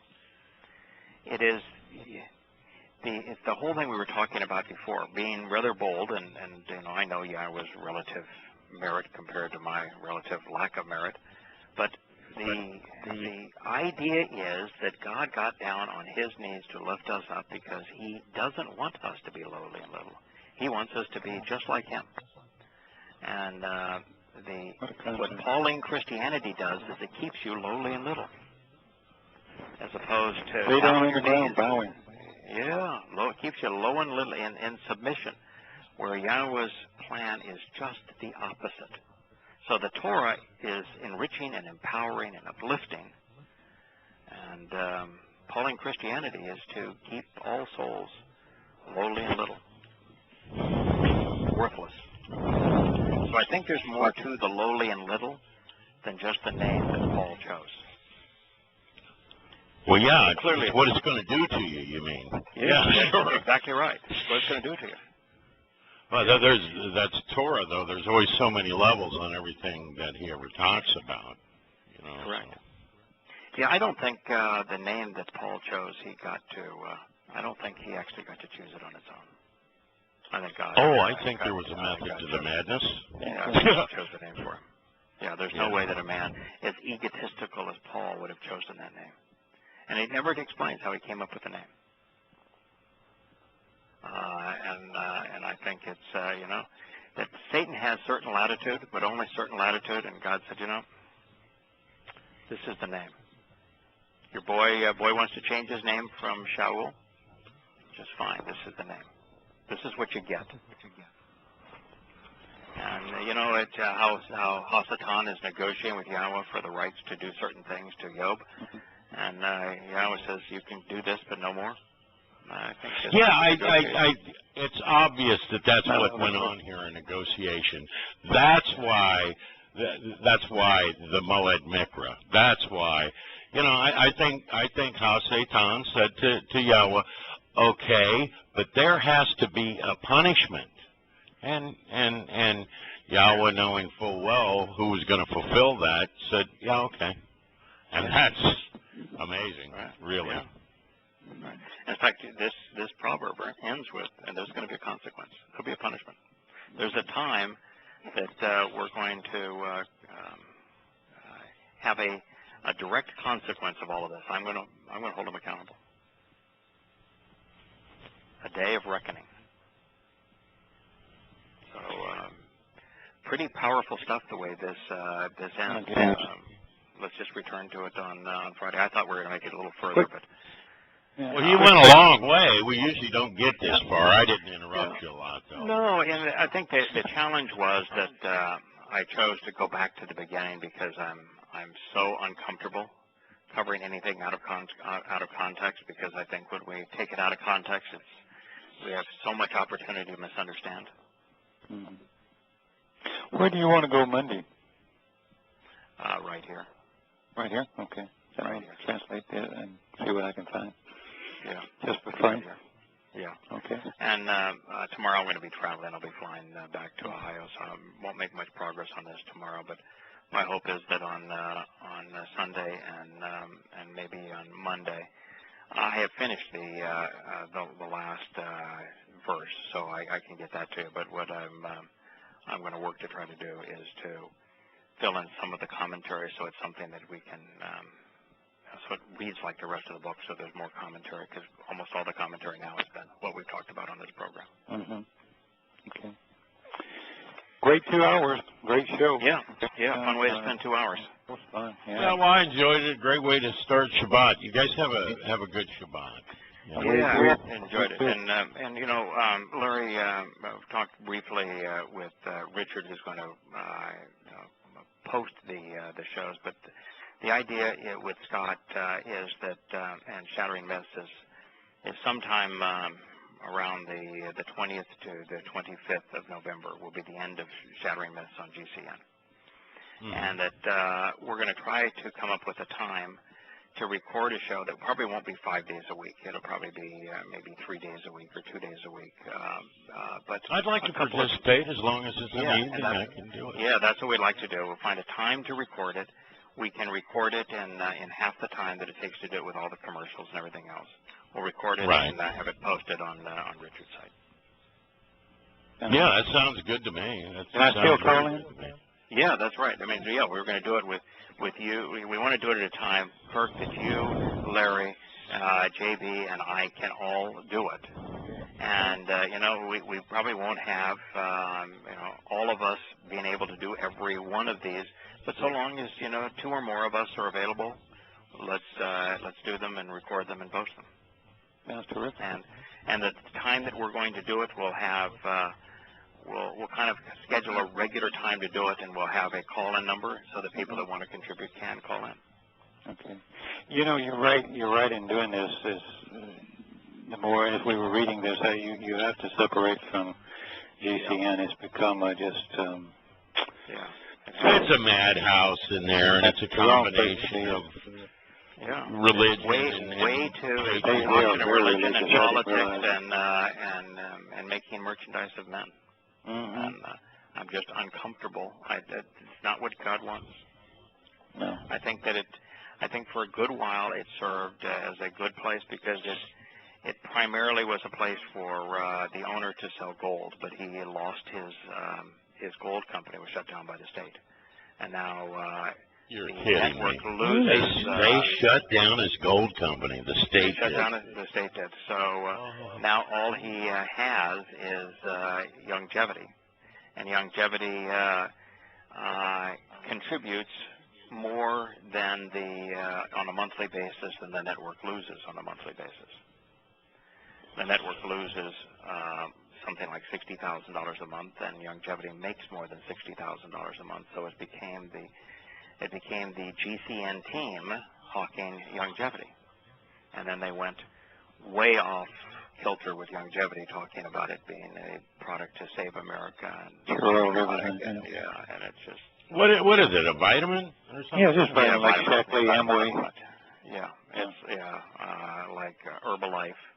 Like that Meta something or other that Ben Carson endorsed, that he's denying that he endorsed. Boy, that guy's just a nutcase. It's like a total ass. But I mean, I've got to ask you guys, how in the world would vitamins save America? Well, that's why the business come back and get a job, and we'll all do this. Yeah, it's a pyramid scheme, and it's all the claims made about it are preposterous. In fact, this company that Ben Carson, vitamin supplement company that Ben Carson endorsed in the state of Texas, the state sued that company for $7 million for their false claims. And you know, Longevity's making false claims all over the place. Now, they're doing a little less of saying what the product will do for you, and a little more about saving America and being patriotic by joining them in their pyramid scheme. Yeah, I don't understand. Wow. No, I don't. I mean, and then, I of just course, don't understand how SRN, the Salem Radio Network, controls the top of the hour news and all of the advertisers, and that's when you get things like the military Bible stick. Yeah, which has really got to turn you on. I know it turns me on. Yeah. Wow. Military Bible stick, the light of the world. Yeah. Oh, yeah, it's an audio presentation of the New Testament that is specific, that you can spend $25 and give a hero hope on the battlefield. False hope. That's always nice. Yeah. Yeah, sure. With the Christian. Well, what we know and what they know are two different things. I mean, first of all, they believe and we know. We know. And it's, you know, the best way I could put it, and I did, is if I said I could show to you that a table is 3 feet 2 inches tall, and you said, well, I believe that it's 6 foot 4 inches tall, and I measured it and showed it to you, that's the difference between knowing and believing anything. That's the difference. But Yah's right. It's the apathy that kills it. I mean, nobody cares. They don't care. They don't care. Well, the vast majority, just what he said. I was talking to my wife, and she said she thinks it's fear. And he does talk about the people of fear. They're afraid to buck the system. Right, they are. You know, so it's a combination of both. Yeah. That's why God says, what will it take for you to stand up? Take your backbone to stand up. This is you can't be afraid. You can't be afraid. I've never seen anything popular, I mean honestly popular, that came out of a political or a religious bent. Let me say that. That is true. Right. I mean nothing. I think it's even worse. The more I hear and the more I study what's going on, which I don't really like to, but I've just kind of been doing it, the more I realize how it's worse than you think. It's worse than what you and IQ were doing on the second hour. Well, it's surreal. I mean, these guys are up here now telling us we don't, you know, if it rains, you can't have water falling in a receptacle. I mean, well, they just cut us back to one day a week now. Yeah. What now? Control. Yeah. Well, we can only water 1 day a week and have all your trees and stuff in them. Right. And you're going to have a extraordinarily wet winter, but it doesn't matter. Yeah, no, I'm sure that water is a real sore point with you, Yada. Yeah. I mean, well, it was. I sold my California house. Yeah, it's just an unbelievable story out there. And, you know, I did some reading, and it turns out that you could cut your water back to 2%, you know, as far as the households go, and it wouldn't make one bit of difference because it's all industrial. Yeah, well. You know, Nestle's out there. 2% of it, you're absolutely right. That's what. Nestle's out there is taking in something like 500 million, over 500 million gallons, of which they're selling, by the way. And do you know, for them to get that 500 million, what it's costing them? $540 a year for the permit. Great Lakes, don't they? Yeah. No. Out in California. And what they're saying is, but don't worry, we're good stewards of the land, and we can promise you, we're paid up to date. Excuse me. Everybody's lying. It's just awful. Yeah, everybody's lying. But $500 million, 500 million gallons, and you paid $500 for it. Whoa. The people in California should, you know, have the pitchforks out, you know, and the torches and so forth. But no, nothing. No, what they have out in California is the neighborhood police. Everybody is tattletaling on everybody else. It's the local Gestapo, and you're encouraged to take pictures of your neighbor running their sprinklers so you can turn. Yeah, that's worked. Our programs worked. Did I tell you I took pictures with the flowers were in bloom because I wanted some little yellow flowers, you know, to paint in my thing, and the woman came out. She was freaking out. She thought I was taking a picture of water. She thought I was water copy. I said, lady, you see me and my dog walk by twice a day? Yeah. Poor thing. Well, anyway, she got over it. She found out I wasn't a water. You know, you should have whipped out. You should have whipped out an ID. I whipped out my badge, my ID. No, you should have just whipped out an ID and said, you know, I'm CIA. I'm watching you, lady. I'm watching you. CIA. Yeah, my dog has secret recording devices. Secret recording device, man. Well, guys. All right. Good night, take care guys. of yourself. Happy Shabbat. We'll talk again soon. Always fun. Bye. Yes, sir. Good night. Happy Shabbat. Bye-bye.